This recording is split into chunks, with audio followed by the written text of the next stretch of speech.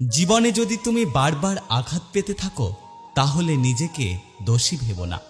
একটা কথা মনে রেখো, যে গাছের ফল যত মিষ্টি সেই গাছে সবাই পাথর ছোড়ে।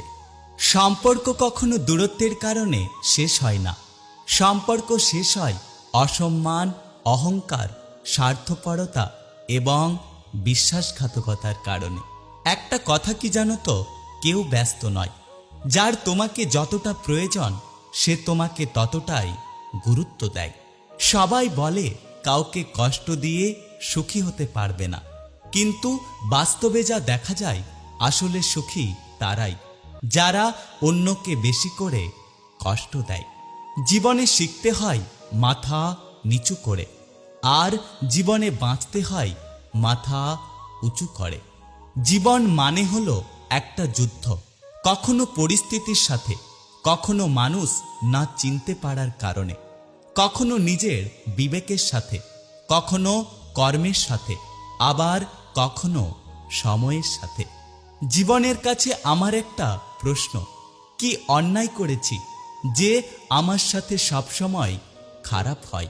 কিছু হারিয়ে গেলে যা কষ্ট হয় তার চেয়ে বহুগুণ বেশি কষ্ট হয় কেউ বদলে গেলে। বিশ্বাস কথাটা 3 অক্ষরের হলেও ওর ওজন অনেক বেশি। সবাই তার বহন করতে পারে না।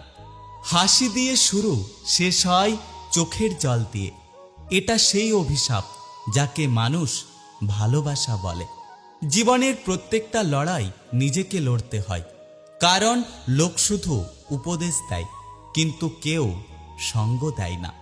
খুব জানতে ইচ্ছে করে মানুষ ঠকানো মানুষগুলো অন্যদের ঠকিয়ে নিজে ঠিক কতটা মজা পায়।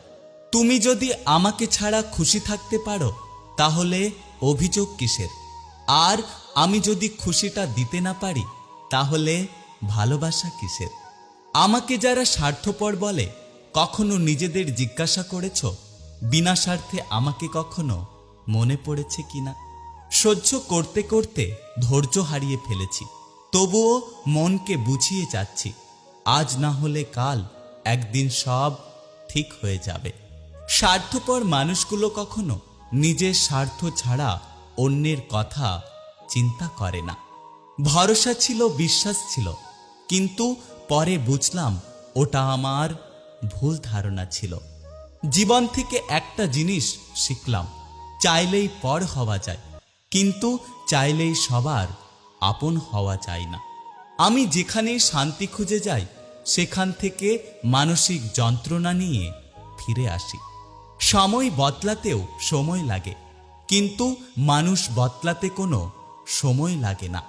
নিজের দোষ থাকতে যারা অন্যের ঘাড়ে দোষ চাপিয়ে দেয় তাদের সাথে তর্ক করে কখনোই জেতা যায় না, কারণ তারা প্রত্যেকটা মিথ্যে যুক্তি দিয়ে তর্ক সাজায়।